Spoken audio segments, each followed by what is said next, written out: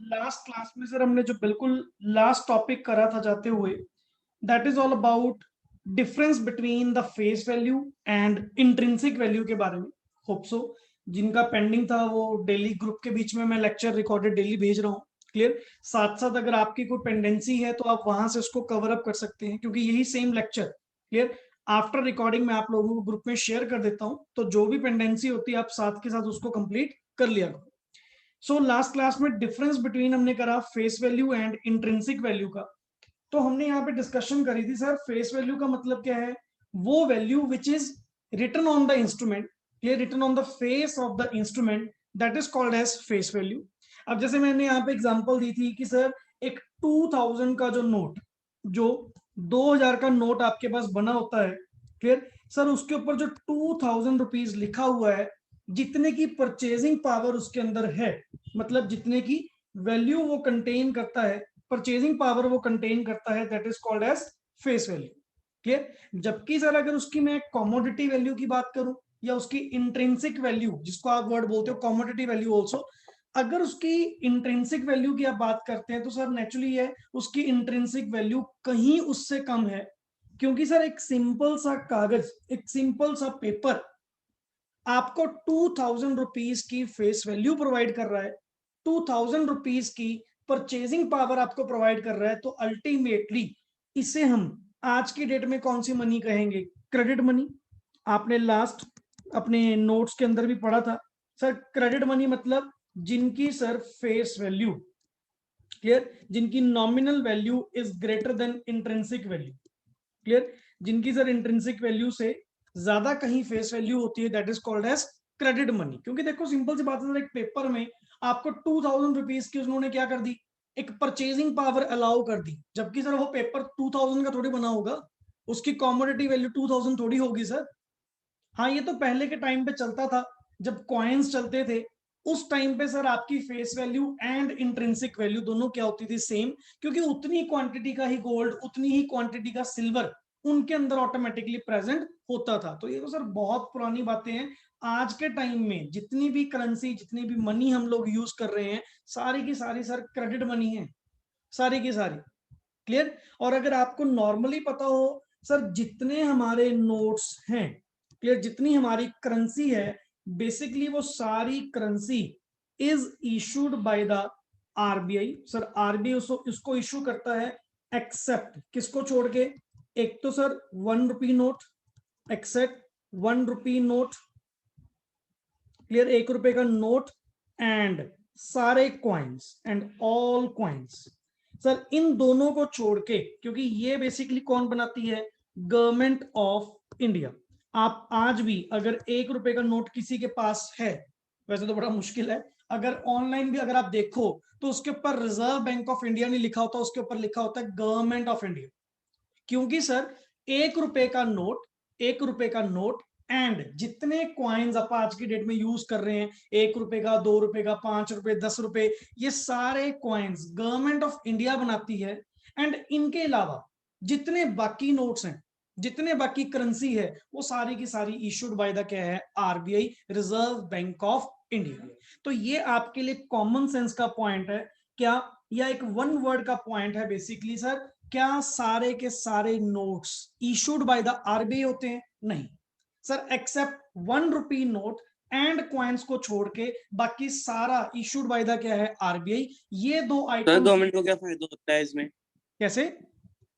Sir government को क्या फायदा होता है कि गवर्नमेंट मतलब को फायदा ये कुछ बना? नहीं, गवर्नमेंट अपने आप को रिप्रेजेंट कर रही है, सारी की सारी पावर उसने आरबीआई को थोड़ी दी हुई है। क्लियर। तो उसने क्या करा स्टार्टिंग से, आरबीआई तो बाद में तो बनना ये तो है। चलते भी नहीं ना ज्यादा। क्या चीज? सर ज्यादा नोट ये चलते भी नहीं ना, मतलब मैक्सिमम नोट तो हम सर मतलब लाइक 100 या फिर 50 या 1000, हाँ, वो सॉरी तो आरबीआई के 2000। पास है, बट गवर्नमेंट तो अपनी कितनी पुरानी है। गवर्नमेंट ऑफ इंडिया के पास जो अथॉरिटी दी गई, अल्टीमेटली उन्होंने सिर्फ ये दो आइटम्स की अथॉरिटी अपने पास रखी। क्लियर। एंड बाकी जितनी सारी अथॉरिटी है नोट इशू करने की, क्लियर, चाहे वो 10 रुपए का, 20 रुपए का, 50, 500, 100, 200, वट जो भी नोट्स अपने एट प्रेजेंट चल रहे हैं, वो सारी की सारी अथॉरिटी किसके पास है? आरबीआई के पास ही। और वैसे भी सर ऑल ओवर इंडिया कितने क्वाइंस होंगे? क्लियर। कितनी कपा मतलब 1 रुपी के नोट तो वैसे देखने को मिलते भी नहीं है, 1 रुपी नोट तो है ही बहुत दूर की बात है। क्लियर? तो एक्सेप्ट दीज टू, इन दोनों को छोड़ के बाकी सारी करेंसी इशू करने का जो राइट है, पावर है, वो प्योरली प्योरली किसके पास है? आरबीआई। एंड सेकंड थिंग एक मोस्ट इंपॉर्टेंट बात और यहाँ पे जो आप लोगों को पता होनी चाहिए, सर आपने कहा था एक फिएट मनी के बारे में हमारी बात हुई थी, एक फिएट मनी के रिगार्डिंग तो हमने डिस्कशन करी थी। फिएट मनी का मतलब क्या हुआ सर? वो मनी जो इशूड बाय द ऑर्डर या अथॉरिटी ऑफ द गवर्नमेंट है, जो इंडिया में आप लोगों का लीगल टेंडर है, that is called as fiat money and by which you are bound to accept it, कि सर वो आपको क्या करना पड़ेगा? एक्सेप्ट करना पड़ेगा ही पड़ेगा। क्लियर? तो नॉर्मली सर एक बात बताओ, अगर मान लो सपोज मुझे किसी को 5000 रुपीज की पेमेंट करनी है, करूंगा सर रुपीज में करूंगा, डॉलर नहीं करूंगा, वो तो कॉमन सेंस है सर, आपने खुद ही बता दिया कि फिएट मनी कौन सी money? Which is ordered by, किसके द्वारा? अथॉरिटी ऑफ इंडिया, कि ये सर यहाँ का लीगल टेंडर है, तो नेचुरली सर इंडिया में तो रुपीज ही चलेंगे, क्योंकि यहाँ का लीगल टेंडर हमारा क्या है? रुपीज। तो ये बात बताओ सर, क्या ये 5 के 5000 जो मुझे पे आउट करने हैं, क्या ये मैं क्वाइंस की फॉर्म में दे सकता हूँ? सर वो भी तो रुपीज है, वो भी तो रुपीज है सर। एक बात बताओ, आपने खुद कहा कि सामने वाला पर्सन सर मुकर नहीं सकता, अगर मैं रुपीज में पेमेंट करूंगा तो उसको एक्सेप्ट करने पड़ेंगे ही पड़ेंगे। क्लियर? एंड आपने नॉर्मल नॉर्मल लड़ाई देखी होंगी दुकानदारों के साथ या अपनी रात को नॉर्मली, कि अगर मान लो सपोज मैंने किसी को कितने रुपए दे दिए जी, खुले पैसे देने थे जी, मेरे पास थे नहीं, मैंने बंधा हुआ नोट दे दिया, उसने क्या करा? इतने सारे कॉइन्स इकट्ठे करके अपने को दे दिए। मैंने उनको कहा, मैं कहा सर मेरे को कोई नोट दे दो, मैं कॉइन्स कहाँ पे लेके जाऊंगा? अगला कहता ये भी तो रुपीज है, इसको क्या हो गया? ये कौन सा नहीं चलते, ये भी तो गवर्नमेंट ऑफ इंडिया के द्वारा इशूड है। आपा आपस में बहस करने लग जाते हैं इतनी सी बात के लिए। जब वो 5 रुपए के कॉइन्स दे दिए, 8 रुपए के कॉइन्स दे दिए, सर मैं तो यहाँ 5000 रुपीज के कॉइन्स देने की बात कर रहा हूँ। अब कल को पता लगे जी मैंने आपसे फीस मांगी, आप इतने सारे कॉइन्स 5-5 के या 2-2 रुपए के इकट्ठे करके इतना बैग भर के ले आए और यहाँ पे ढेरी कर दिए, ये लो सर ले लो, क्या मैं उसको एक्सेप्ट करूंगा? क्या वो फिएट मनी है? यस, फिएट मनी है, फिएट मनी है, मैं उसको एक्सेप्ट करूंगा, मना नहीं करूंगा, but sir only to a limit of ₹1000। Sir अगर अपन ने क्वाइंस में पेमेंट करनी भी है, किसी को अगर पैसे देने भी हैं, आप दे सकते हो बिल्कुल सर, आपकी गवर्नमेंट के द्वारा ये इशूड है, सरकार की ओर से प्रमाणित है, ये थोड़ी है कि अपन कोई कहीं से उठा के लेके आए हैं, गवर्नमेंट की ओर से इशूड है सिक्के भी सर, ये जो चल रहे हैं हमारे कॉइन्स। बट सर 5 के 5000 नहीं सर, मैं मैक्सिमम कॉइनेज एक्ट के अकॉर्डिंग टू मैक्सिमम 1000 रुपीज के कॉइन्स क्या करूंगा? एक्सेप्ट करूंगा, इससे ज्यादा। Clear? As per the coinage act, as per जो आपका कॉइनेज एक्ट है, क्लियर, उसके अंदर स्पेसिफिकली लिखा हुआ है कि अगर आपने किसी को पेमेंट करनी है तो मैक्सिमम वो पर्सन कितने तक के कॉइन्स आपसे एक्सेप्ट करेगा और आप कितने की उसको पेमेंट करोगे इन कॉइन्स? सर मैक्सिमम 1000 के लिए वो लायबल है। क्लियर? बट अगर आप उसको जैसे 5000 कॉइन्स देने की बात कर रहे हो, लेगे जी 1-1 रुपए के सिक्के इकट्ठे करके या 5-5 रुपए के सिक्के इकट्ठे करके, अब मेरे पास है सर, मेरे पास वो पूरी डिब्बी भरी पड़ी है कॉइन्स की, अब मैं क्या नॉर्मली किसी को कॉइन्स में पेमेंट कर सकता हूँ? हाँ सर कर सकता हूँ, मना तो कहीं नहीं करा, बट एक लिमिट दी। किस बात की लिमिट दी? कि मैक्सिमम एक पर्सन 1000 रुपीज तक के कॉइन्स क्या करेगा? एक्सेप्ट करेगा। मैं ये नहीं मना कर रहा कि वो फिएट मनी नहीं है, मैं इसलिए नहीं मना कर रहा कि वो रुपीज नहीं, रुपीज वो भी हैं, कॉइन्स वो भी हैं जो इंडिया के अकॉर्डिंग टू गवर्नमेंट के द्वारा इशूड है। मैं सिर्फ क्वाइनेज एक्ट के अकॉर्डिंग टू मना कर रहा हूं कि मैक्सिमम एक पर्सन 1000 रुपीज तक के क्वाइन क्या करेगा? एक्सेप्ट करेगा। सर ऐसे तो अगर कल को 10,000 लेना पड़ गया, आप क्या मेरे पास 10,000 के क्वाइंस लेके आओगे? इकट्ठे करने शुरू कर दीजिए, 1-1 रुपए के, 2-2 रुपए के, जो सड़कों किनारे खड़े होते सबसे इकट्ठे करने शुरू कर दो। ये थोड़ी मतलब है कि सर सारे के सारे क्वाइंस दोगे। तो सरकार ने इसीलिए लिमिट लगाई कि अगर मैक्सिमम पेमेंट करनी भी है तो 1000 रुपीज तक की आप पेमेंट कर सकते हो और सामने वाली पार्टी रिसीव कर सकती है, इससे ज्यादा नहीं। कल को वो कहे जी मान लो मैं नहीं एक्सेप्ट करूंगा, आप कह रहे हो सर कमाल है, फिएट मनी को आपने जवाब दे दिया, गवर्नमेंट के द्वारा इशू किए गए कॉइन्स आप उसको जवाब दे रहे हो और किसमें पेमेंट दूं? मैं कह जी गवर्नमेंट ऑफ इंडिया ने रिजर्व बैंक के द्वारा नोट्स तो भी दिए हैं, आप बाय नोट नहीं पेमेंट कर सकते, जरूरी है कि सारे के सारे कॉइन्स देने हैं। सर मैं नहीं एक्सेप्ट करूंगा, मैक्सिमम 1000 एक्सेप्ट करूंगा क्योंकि वो एज पर एक्ट मुझे कहा गया कि आप इतनी पेमेंट लोगे ही लोगे, चलो ठीक है मैंने ले ली, बट इससे ज्यादा नहीं करूंगा। मतलब आपको जो बाकी रिमेनिंग 4000 हैं सर, ये इन दी फॉर्म ऑफ करेंसी ही आपको देने पड़ेंगे, नोट ही आपको क्या करने पड़ेंगे, इशू करने पड़ेंगे। तो एक जर्नल नॉलेज के ये 2 पॉइंट्स थे जो मनी टॉपिक के रिलेटेड टू हैं। क्लियर। वन इज कि सर बेसिकली जितने भी ये रुपी नोट्स हैं, क्लियर, जितने भी रुपी नोट्स हैं उनमें से सिर्फ और सिर्फ 1 रुपए का नोट एंड सारे कॉइन्स छोड़ के बाकी सारे आरबीआई के द्वारा क्या होते हैं, इशूड। क्लियर। आरबीआई उसका प्रॉपर क्या करती है, रिजर्व मेंटेन करती है, रिकॉर्ड मेंटेन करती है एंड तब जाके नए नोट क्या करती है, इशू करती है। क्लियर। ये टॉपिक मैं आपको आज लिखवाऊंगा, क्वेश्चन के अंदर आप इसको कवर अप करेंगे, बट ये एक हल्की सी डिस्कशन थी जो पहले मैंने जरूरी समझा आप लोगों के साथ शेयर कर। चलिए सर, यहाँ पे मैं आप लोगों को नया टॉपिक आगे नेक्स्ट करवाता हूँ। यस, व्हाइट बोर्ड आप लोगों के साथ शेयर हो रहा है जी, फटाफट बताएं। Yes sir. ओके, चलो जी, नेक्स्ट आगे यहाँ पे लिखें सर। नेक्स्ट क्वेश्चन होट्स ही चल रहे हैं, अपना जो टॉपिक था होट्स ही कंटिन्यूड है। यहाँ पे नेक्स्ट क्वेश्चन लिखें। Next question is state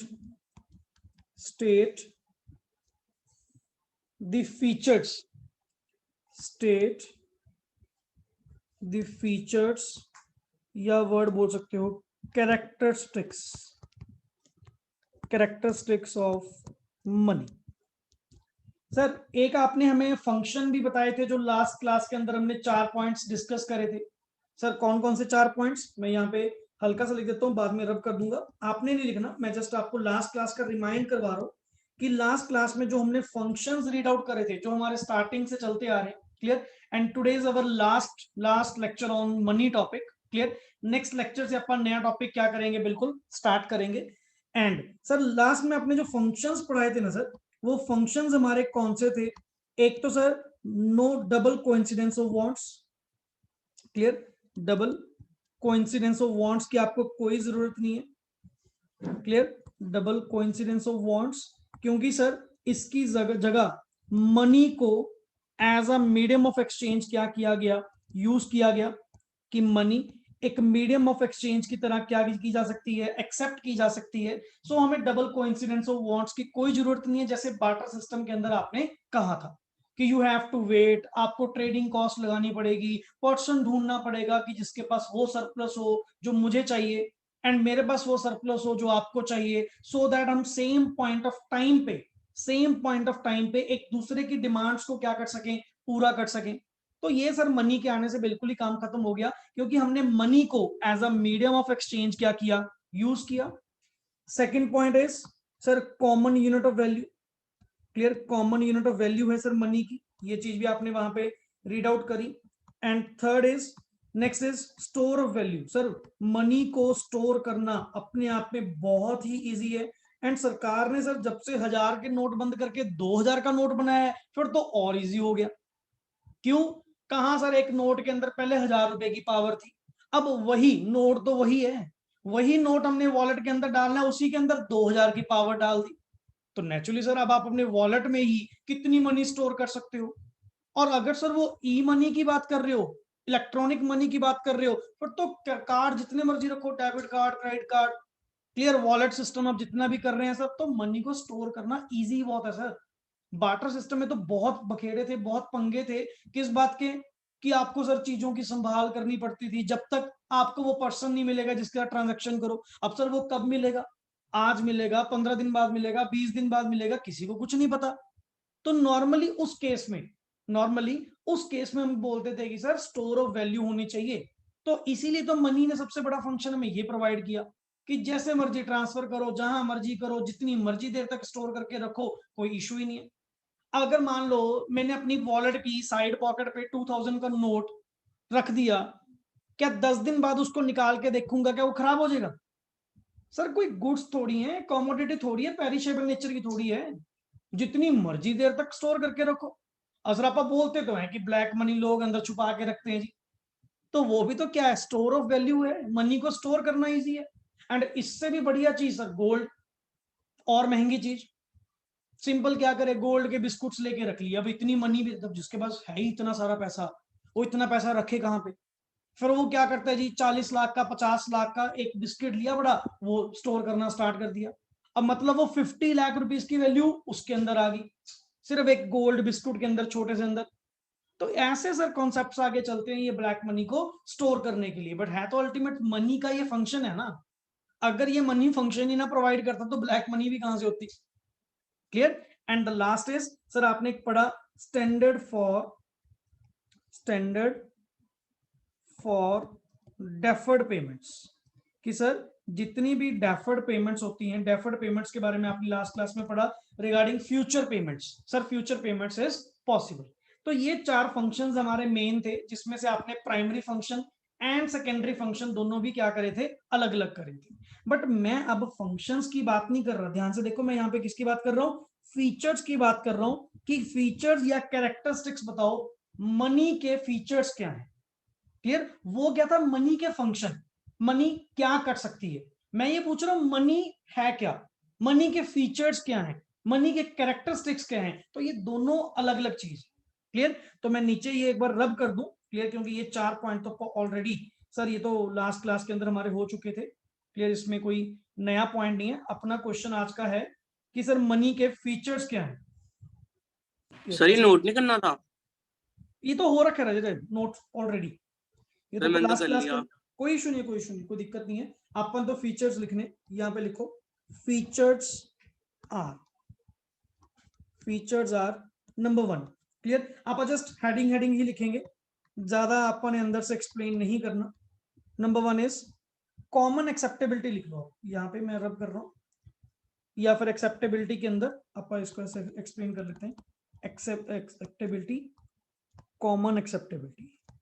sir सबसे बड़ा मेन फीचर, सबसे बड़ा मेन फीचर मनी का हमारे पास क्या है सर, इट इज कॉमनली और generally accepted as a medium of exchange. So सबसे बड़ा फीचर मनी का क्या है, कि मनी को क्यों इंट्रोड्यूस करवाया गया, मनी को किस लिए इन्वेंट किया गया, सो दैट कि एक ऐसी आइटम होनी चाहिए जो हर पर्सन इजीली क्या करे, एक्सेप्ट करे।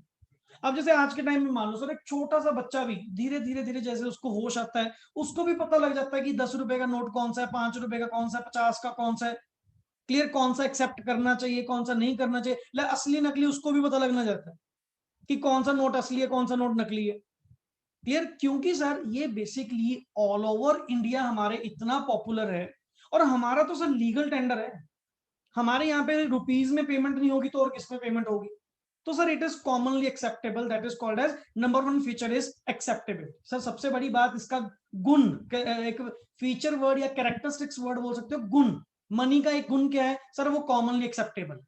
And second is major, major या फिर slash unit of value, major slash unit of value. मतलब सर सबसे बड़ी बात, और मनी में आप किसी भी आइटम को क्या कर सकते हैं, कंपेयर कर सकते हैं, मेजर कर सकते हैं, जिसको आप वर्ड बोलते हो कि जैसे बार्टर सिस्टम के अंदर हमने मेन प्रॉब्लम क्या रीड आउट करी, सर हम लोग क्या चीज दे रहे हैं और क्या चीज ले रहे हैं, हमें कभी ये भी नहीं पता था कि हमें प्रॉफिट हो रहा है कि नुकसान हो रहा है, हमें कभी सोचा भी नहीं। अब जैसे आपने सर वही वीट एंड राइस की एग्जांपल लगा लो, मैंने दे के वीट, ले ली राइस। तो आज के टाइम में अगर बात करें सर, वीट तो जमी सस्ती है और राइस अपने आप में महंगे, फिर तो सर मतलब अल्टीमेटली आप तो फायदे में रहे। मैं कह जी फायदा नुकसान पहले के टाइम पे नहीं देखा जाता था। पहले के टाइम पे जो चीज देखी जाती थी वो क्या थी, only and only your demand, कि आपकी डिमांड पूरी हुई, मेरी डिमांड पूरी हुई, चलो जी एक्सचेंज पॉसिबल। पहले कौन सा कोई ऐसे तराजू थे कि अपन मनी में उसको मेजर करें कि कितने की आइटम दे रहे हो, कितने की आइटम ले रहे हो। ये तो सर जब से मनी इंट्रोड्यूस हुई, मनी का ये फीचर था कि आप मनी में हर आइटम को, गुड्स और सर्विसेज को क्या कर सकते हो, मेजर कर सकते हो। अब आप लेट इट भी कहो सर, आपकी जो ट्यूशन फीस है, आपको कैसे पता कि सर आप इतने चार्जेस ले रहे हो, आपने कैसे डिसाइड किया फीस को सर। तो मैंने भी सर अपनी सर्विसेज को वहां पे क्या करा, वैल्यू करा, कि नंबर ऑफ लेक्चर्स के अकॉर्डिंग पर लेक्चर मेरा इतना होना चाहिए, पूरे साल में कितने लेक्चर्स होंगे, क्या क्या उसके अंदर फैसिलिटी कवर होगी, एंड अकॉर्डिंग टू दैट मेरा प्राइस ये होना चाहिए।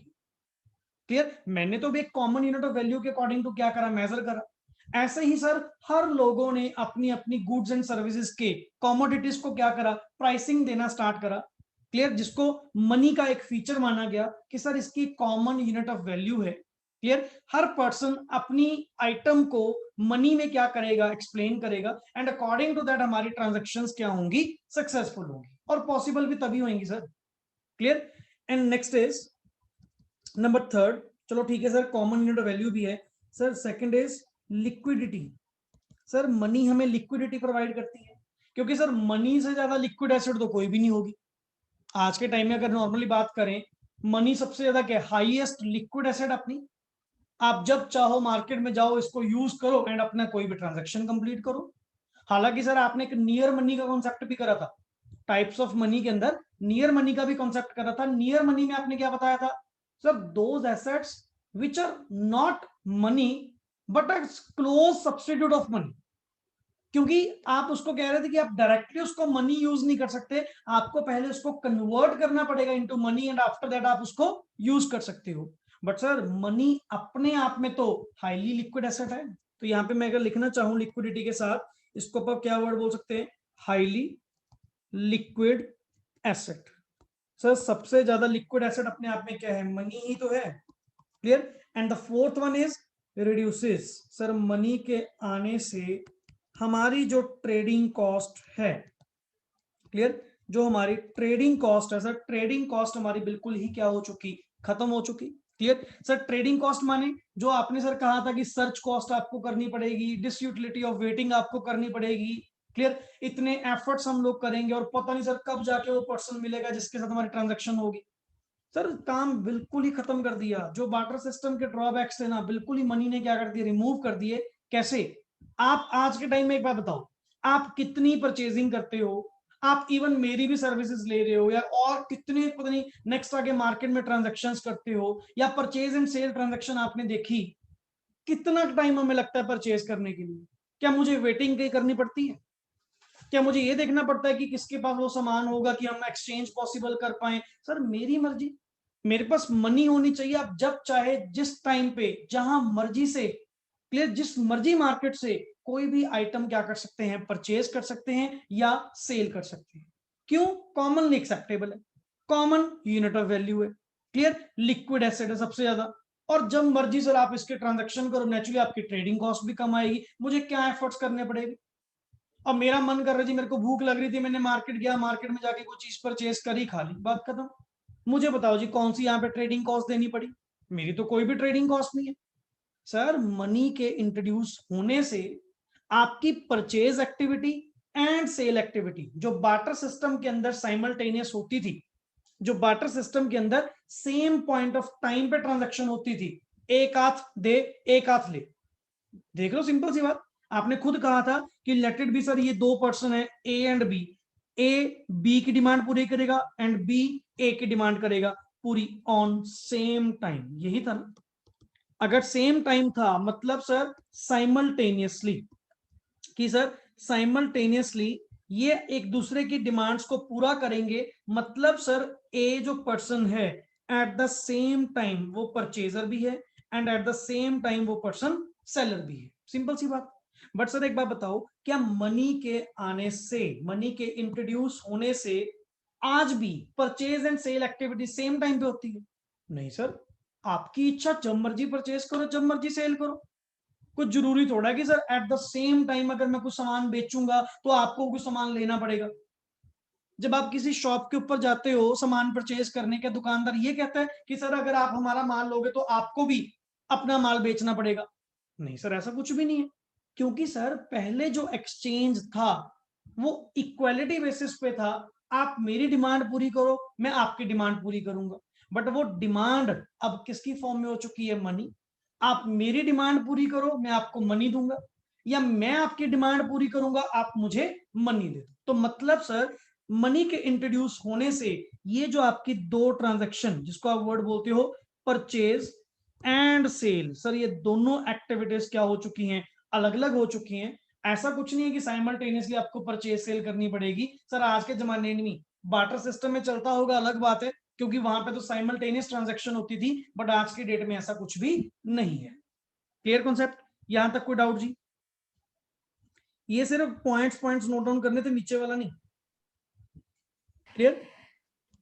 हाँ जी बताओ, यस फटाफट सर। बताओ। चले नेक्स्ट आगे क्वेश्चन लिखे। नहीं सर 2 मिनट बस मैं नोट कर रही हूँ। हाँ ये नीचे वाला नहीं ना करना, ये वाला ये नहीं करना, ये तो जस्ट समझाने के लिए। हाँ जी सर वो जो आपने बताया ना था कॉइन्स वाला कंसेप्ट की, मान लो आप 1000 के ऊपर की मतलब कॉइन्स दे नहीं सकते, हम्म। तो सर ऐसे तो सर क्या मतलब बैंक में जाके चेंज करवा लो नोट में? क्या करवा लो? तब बैंक में जाके नोट्स मतलब नोट्स में ले लो वो कॉइन्स देके। अब मैं क्यों करूं, मैं क्यों एक्सेप्ट करूं, मैं बैंक में क्यों लेके जाऊं, बैंक वाले डर जाएंगे ये कहां से ले आया इतने सारे कॉइन्स। मेरे को क्या मतलब है, जब मेरे को सिंपल सी बात, मेरा राइट क्या है कि मैं 1000 रुपीज तक एक्सेप्ट करूंगा, और आपका ऑब्लिगेशन क्या था कि 1000 तक ही कॉइन्स में पेमेंट करना। तो अगर ज्यादा करोगे मैं एक्सेप्ट ही नहीं करूंगा, सिंपल सी बात। मैं क्यों बैंक में जाऊं, तुम नहीं बैंक में जा सकते, तुम बैंक में जाओ अपना चेंज करवाओ, चेंज करवा के मुझे यस। नोट्स में पेमेंट करो। आपा अपने भी सारी टेंशन क्यों लेनी भी, कि मैं अगले से क्यों कहूंगा कि मुझे 5000 के कॉइन दे दे, कोई नहीं मैं बैंक से कन्वर्ट करवा लूंगा, मैं क्यों पंगा लूं। मैं तो डायरेक्टली ये कहूंगा सर 1000 तक लॉ के अकॉर्डिंग अलाउड है, 1000 कॉइन्स में ले लिए, बाकी सर आपको करेंसी ही देनी पड़ेगी। और तुम 1000 एक्सेप्ट कर लो, वही बहुत बड़ी बात है। आप तो 5-10 रुपए के पीछे लड़ पड़ते हैं यहाँ पे कि इतने सारे कॉइन्स क्या करेंगे। क्यों, कॉइन्स जल्दी जल्दी हर कोई बंदा कैरी नहीं करता ना। आप बताओ, आप अपने वॉलेट में क्या कॉइन्स रखते हो? कौन रखता है जी कॉइन्स आज के टाइम में?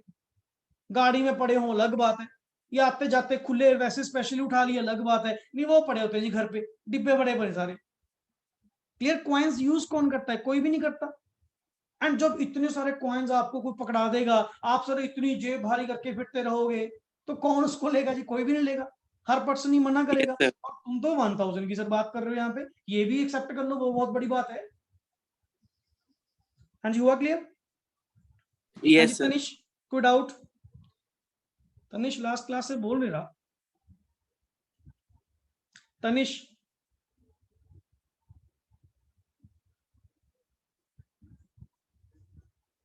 ये स्कूल वाले सिस्टम पे आ गया मेरे को लग रहा है, लगा के छोड़ गया। चलिए जी, हाँ जी नेक्स्ट चले आगे। Yes sir. चलो जी नेक्स्ट आगे क्वेश्चन करते हैं, क्वेश्चन नंबर 2, या आपके अकॉर्डिंग जो भी नंबरिंग चल रही होगी। क्लियर? कॉन्टिन्यूटी में ही आगे क्वेश्चन। यहाँ पे लिखो जी, हाउ इज, ये एक्चुअली जो क्वेश्चंस मैं आपके साथ शेयर कर रहा हूँ, जो आपको नोट्स की फॉर्म में यहाँ पे प्रोवाइड कर रहा हूँ, ये एक्स्ट्रा क्वेश्चंस हैं जो टॉपिक का कंटेंट का पार्ट नहीं है। क्लियर? ये आपको बुक के बैक साइड पे जो क्वेश्चंस गिवन होते हैं वहां से आपको कवर अप होंगे कहीं ना कहीं अलग वे से। तो ये मैं वहीं से आपको अलग से पहले ही होट्स लिखवा रहा हूं कि जो पेपर पॉइंट ऑफ व्यू से क्या है important. How is currency issued in India? अब सर आरबीआई का थोड़ा सिस्टम समझाओ। ये जो नोट इशू करने की बात आप बोल रहे हो कि सर नोट इशू करती है आरबीआई, तो बेसिकली ये नोट इशू करती कैसे है? Clear?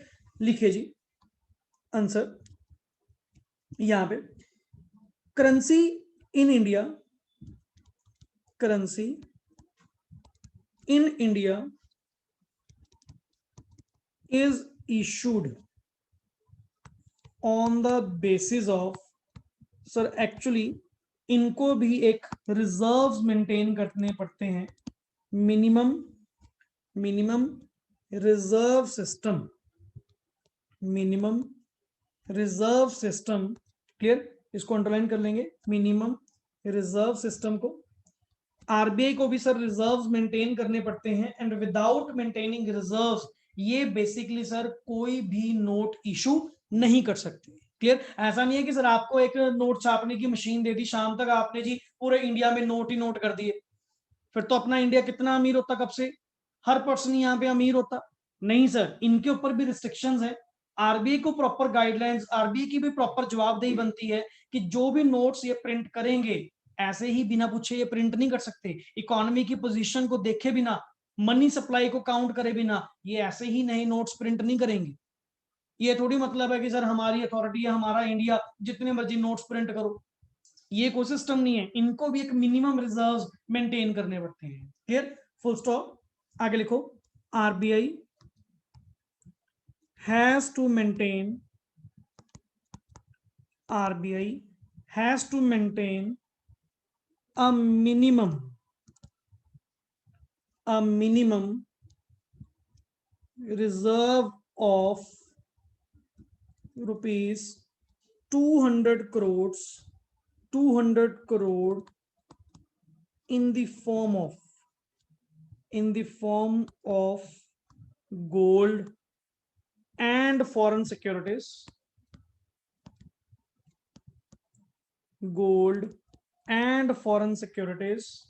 full stop. Out of this, full stop के बाद, आउट ऑफ दिस रिजर्व, ठीक है सर, आपने बोल दिया कि 200 करोड़ रुपए का इनको रिजर्व, मिनिमम रिजर्व, मैक्सिमम नहीं बोल रहा, मिनिमम रिजर्व कम से कम 200 करोड़ का इनको अपने पास मेंटेन करके रखना होगा इन दी फॉर्म ऑफ, किसकी फॉर्म में, गोल्ड की फॉर्म में and foreign securities. And out of this reserve sir, out of this मतलब 200 करोड़ में से, 200 करोड़ में से value of gold must be, कम से कम मस्ट बी रुपीज 115, 115 करोड़। मतलब सर आपको भी एक मिनिमम रिजर्व सिस्टम मेंटेन करना पड़ता है while currency is issued in India by the RBI, and 200 crores in the form of gold and foreign securities आपको मेंटेन करके रखना होगा। एंड इस 200 में से कम गोल्ड का जो रिजर्व आरबीआई के पास होगा वो कितना होना चाहिए, कम से कम 115 करोड़ का होना चाहिए। एंड आगे यहाँ पे स्पेशली जो अपन ने स्टार्टिंग में लिखा था, लिखे 1 rupee note, 1 rupee note and all the coins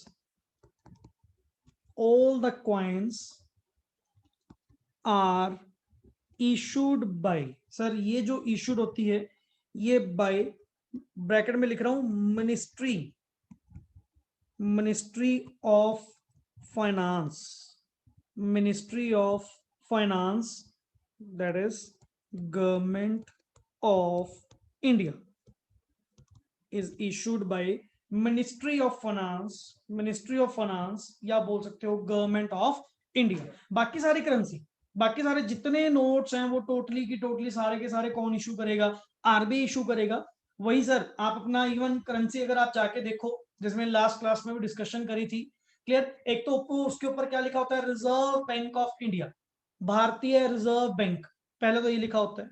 and after that उसकी फेस वैल्यू, कितने का वो नोट है, क्लियर, वो भी आगे इंग्लिश लैंग्वेज में, हिंदी लैंग्वेज में, वो कई सारी लैंग्वेजेस लिखी होती है पीछे नोट, अगर आप चेंज रिवर्स करके देखो। एंड उसी के नीचे फ्रंट पे, उसी के नीचे आरबीआई के गवर्नर के क्या हो रखे होते हैं, sign, clear, and plus governor का नाम भी लिखा होता है कि किस कौन एट प्रेजेंट वहां पे गवर्नर है। एंड एक उसका प्रॉमिस, मेन सबसे बड़ी चीज सर, उसका जो प्रॉमिस उस नोट के ऊपर लिखा हुआ है, जिसके कारण वो नोट आपका ऑल ओवर इंडिया चल रहा है, वो that is the main thing, clear. One is issued by RBI, second is promised by the governor of RBI।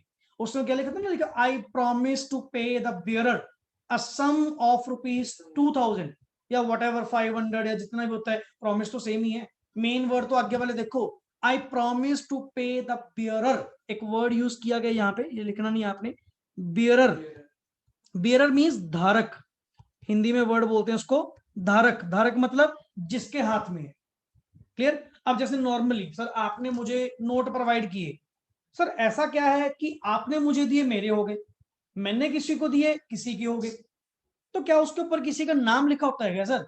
जब आप मुझे पेमेंट करते हो तो आप क्या उसके ऊपर अपने साइन करके देते हो क्या, या अपना नाम लिख के देते हो क्या? क्लियर, ऐसा तो कुछ भी नहीं होता।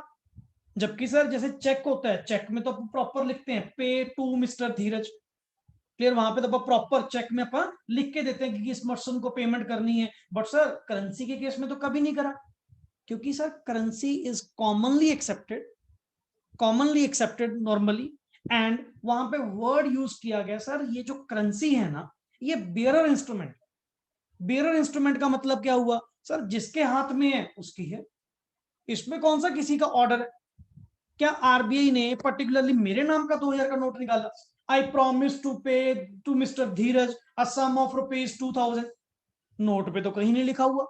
नोट पे तो क्या लिखा हुआ है, आई प्रॉमिस टू पे द बेयरर। बेयरर मींस जिसके हाथ में है, जिसके हाथ में ये नोट है, मैं उसको राइट देता हूं, उसको प्रॉमिस करता हूं कि ये 2000 रुपीज का मार्केट में चलेगा ही चलेगा।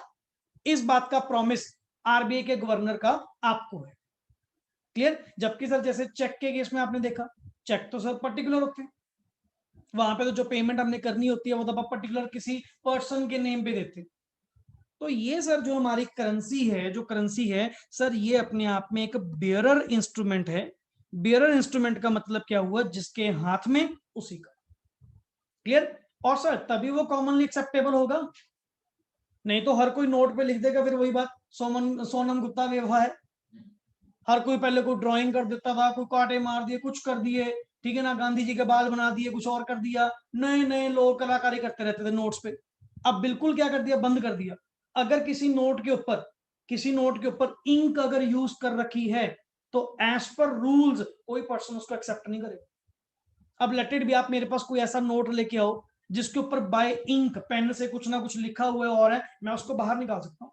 मैं कह जी मैं नहीं एक्सेप्ट करूंगा। आपको होगी जी सर ये तो रुपीज हैं, हाँ रुपीज हैं, बट नए लॉज आपको नहीं पता, नए रूल्स नहीं आपको पता कि इंडिया में क्या रूल्स हैं, कि कोई भी पर्सन इंक यहां यूज नहीं करेगा, तो आप क्यों वहां पे यूज कर रहे हो? समझ गए ना? तो अल्टीमेटली ये पॉइंट वहां पे बिल्कुल गलत है। हाँ जी, हुआ क्लियर कॉन्सेप्ट? तभी तो सर आज के डेट में सर जितने भी नोट्स आपने बैंक वाले भी देखे होंगे, बैंक पेंसिल यूज करते हैं, पेंसिल से लिख देते हैं, बाय पेन नहीं यूज करेंगे, इंक वहां पे यूज नहीं कर सकते। हाँ जी, यहां तक क्लियर हुआ? पहले जल्दी बोलो फटाफट, यस सर। कोई doubt? No sir. No sir. चलिए नेक्स्ट आगे। एक बार मैं सेशन आउट कर रहा हूं, आप दोबारा ज्वाइन करेंगे, ठीक?